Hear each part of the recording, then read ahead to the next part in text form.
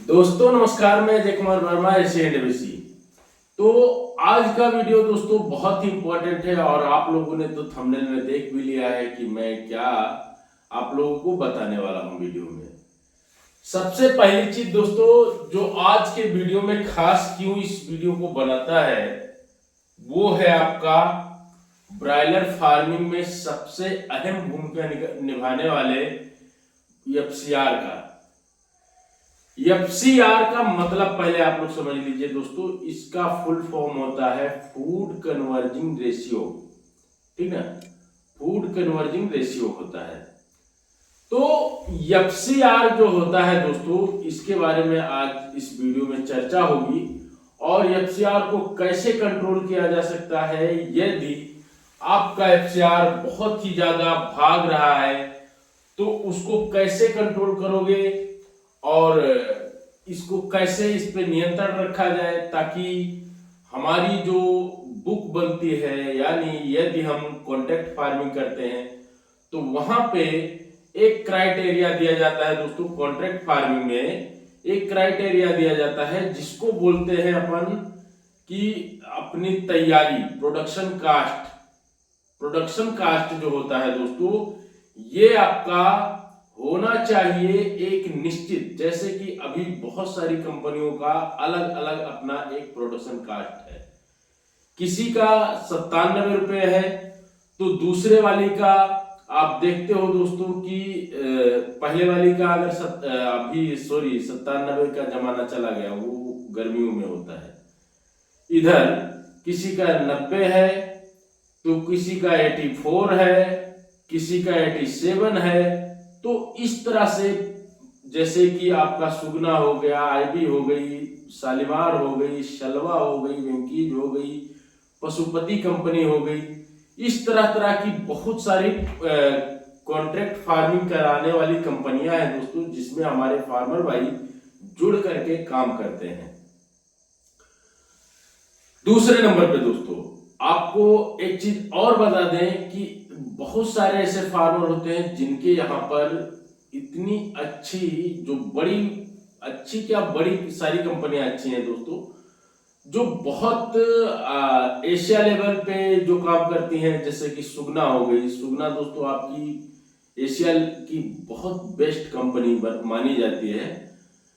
और ऐसे ही बहुत सारी कंपनियां हैं दोस्तों। तो उनसे जब आप काम करते हो, कॉन्ट्रैक्ट करते हो दोस्तों, तो वो एक आपको क्राइटेरिया देती है कि भाई मुझे आपसे 80 रुपए का या 86 रुपए का एफसीआर, ये मतलब प्रोडक्शन कास्ट चाहिए।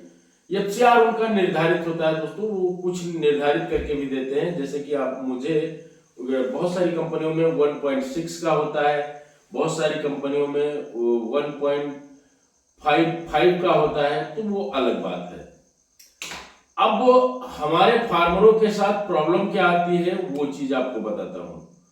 हमारे फार्मरों के साथ में एक बहुत बड़ी दुविधा आती है दोस्तों, जिसका नाम है कि उनका एफसीआर बहुत ही जल्द भाग जाता है ऊपर, जिसकी वजह से उनका प्रोडक्शन कास्ट भी महंगा पड़ जाता है। यानी कि हम अपने को तैयारी अगर 85 की चाहत है अपने को, तो वो तैयारी हमको मिलती है कितने में, 90 रुपए में। तो वहां पर पैसे फार्मर के माइनस हो जाते हैं दोस्तों। यानी जो आपका प्रॉफिट बन रहा है, जो कंपनी आपको जितना पैसा देने वाली है, उसमें से 5 रुपए घट गए अगर, तो वो आपके ऊपर माइनस में लग जाएगा, चढ़ जाएगा मतलब। ठीक ना। तो वहां पे जो, जैसे मान लीजिए कि कंपनी आपको 8 रुपए देने वाली है, तो उसमें से इतना रुपया माइनस हो जाएगा। और यदि प्लस माइनस इसको बोलते हैं कॉन्ट्रैक्ट भाषा की जबान में।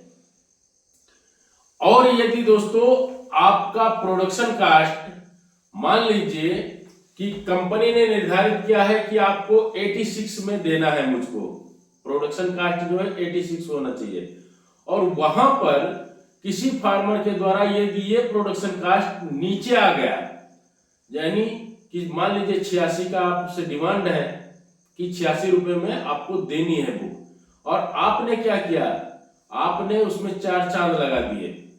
ये 4 चांद बहुत सारे मेरे मेंबर बंदे लगा भी रहे हैं और पैसा भी कमा रहे हैं। कंपनी वाले भी सोच रहे हैं कि जिस फार्मर से आज तक ऐसा नहीं हुआ वो आज ऐसा क्यों कर पा रहे हैं। तो वो है, उसी के ऊपर ये वीडियो होने वाला है दोस्तों। आप लोग केयरफुली इस वीडियो को देखिएगा। होता क्या है कि आपसे 86 की मांग है और आपने कर दिया 80 रुपए में, यानी 80 रुपीज में आपने कर दिया। तो 80 रुपीज में किया, 80 रुपए में किया, तो आपको आपके लिए दोस्तों क्या होगा कि 50 पैसे पर के 50 पैसे, 1 रुपए पे 50 पैसे आपके प्लस होते चले जाएंगे। जैसे मान लीजिए कि 80 रुपए में आपका आया, तो आपके हिसाब से पूरे 6 रुपए की आपने बचत की कंपनी के हिसाब से।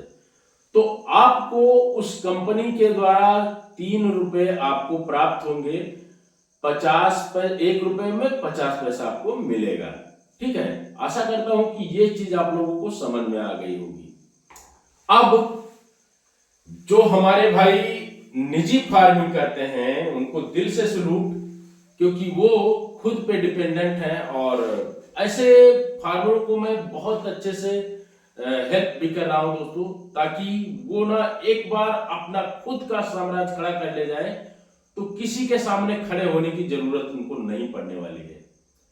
उनके लिए मैं इतना भरसक प्रयास करता हूं दोस्तों कि उनको ना जितनी भी चीजें पोल्ट्री की लगती हैं फीड बनाने में, वो सारा मैं कहीं से भी करके किसी भी प्रकार से मैं मुहैया करा सकूं।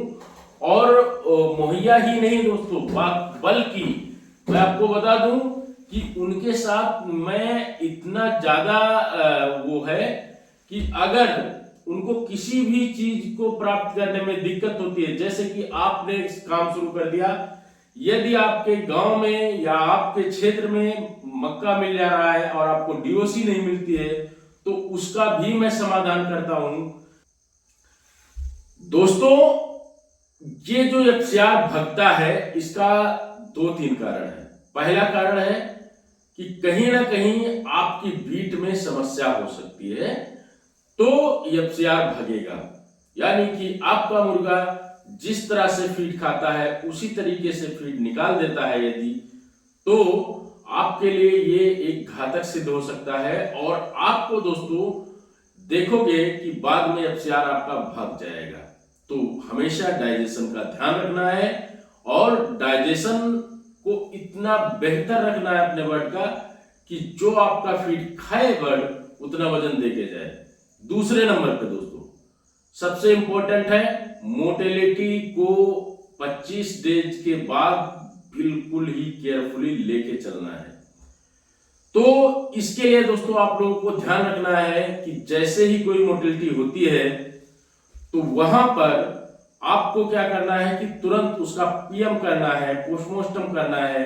और पोस्टमार्टम करने के बाद यदि आप लोगों को नहीं समझ में आ रहा है कोई चीज कि भाई ये हमारे मुर्गे में क्या हो गया जिसकी वजह से मोर्टेलिटी हो रही है, यहां तक कि दोस्तों यदि आप मुझे उसका यही डाटा दे देते हो कि मुर्गा आपका पलट के मर रहा है या बैठ के मर रहा है या उलट के मर रहा है या फिर वो सीधे बहुत आगे को नाक करता है, गर्दन आगे को लंबी करता है, पैर पीछे को मरता है, इस सिचुएशन को भी बताएंगे तो भी मैं सोल्यूशन दे दूंगा। लेकिन अगर आप PM कर देते हो तो बहुत ही बेस्ट है, तब तो बीमारी आपकी 100% पकड़ी जाएगी दोस्तों। तो इस चीज का ध्यान रखिए कि मोर्टेलिटी अगर होती है तो उसको कंट्रोल करिए, ठीक ना। ये आप मान के चलिए कि जब आपका मुर्गा 1.5 किलो पे मरता है, 1.8 kg पे मरता है, तो वहां पे आपके FCR को बहुत ज्यादा प्रभावित करता है, ठीक ना। तीसरे नंबर पे जो चीज है दोस्तों वो है आपकी ये कि आप लोगों को ध्यान हमेशा ये रखना है कि आप, इसीलिए मैं बोलता हूं, अभी ना मेरे कई सारे मेंबर ऐसे हैं जिनको मैं जो बोलता हूं वो करते हैं और वो लोग ना कलर करवा देता हूं मैं मुर्गों को कि आप भाई 5 मुर्गा लीजिए, 5 मुर्गे को या 10 मुर्गा लीजिए, 10 मुर्गे को कलर कर लीजिए, उसमें 4 मुर्गियां होनी चाहिए, 1 मुर्गा होना चाहिए, उसको कलर करके छोड़ दो आप और उसको ही वजन करके देख लिया करो। तो आपको एग्जैक्ट मालूम चलता रहेगा कि हमारे जो बर्ड हैं 10 बर्ड का अगर आपने चयन कर लिया है दोस्तों और उसको बराबर आप पर डे का वजन कर रहे हो, तो वहां पे मालूम चलेगा कि हमारा मुर्गा कितना दाना खा रहा है, जितना दाना खा रहा है उसके एवरेज में ये वजन दे रहा है कि नहीं दे रहा है। ठीक है, इसके बाद अब बारी आती है दोस्तों, ये तो हो गई उसके कुछ फैक्ट जो इसको प्रभावित करते हैं। यदि ये सब भी ठीक चल रहा है, फिर भी एफसीआर आपका 2 दिन का 3 दिन का भाग रहा है, तो वहां पे आती है दोस्तों आपकी मेडिसिन। कमाल सारा मेडिसिन का होता है। मेडिसिन दोस्तों वो चीज है जिसको हम लोग इसलिए देते हैं ताकि हमारा बच्चा जितना दाना खाए उतना वजन वो देके जाए। ठीक ना? तो अभी मान लीजिए कि आपके यहाँ पे बच्चा पड़ा हुआ है और वो बच्चा 30 दिन का हो गया है, उसका वेट आ रहा है 60 ग्राम, फीड तो खा रहा है 60 ग्राम का, वो कंजप्शन मतलब उसके हिसाब से कंजप्शन कर रहा है, लेकिन वजन 60 ही ग्राम आ रहा है, तो फिर आपका एफसीआर जल्दी नहीं कंट्रोल हो सकता है। तो ठीक इसके लिए क्या करना है कि आपको ऐसी मेडिसिन अप्लाई करनी है अपने बर्ड पे जो वजन 100 ग्राम तक देना ही चाहिए। 100 ग्राम प्लस भी बहुत सारे लोगों का, जैसे अभी पिछले दिनों में जो मैंने जीसी दिखाया था अपने एक मेंबर बंदे का, उसका ना 125 ग्राम वजन दे रहा था पर डे का। वो फिलहाल ऐसे बहुत सारे फार्मर है दोस्तों, मैं सबकी दिखाऊंगा एक एक करके।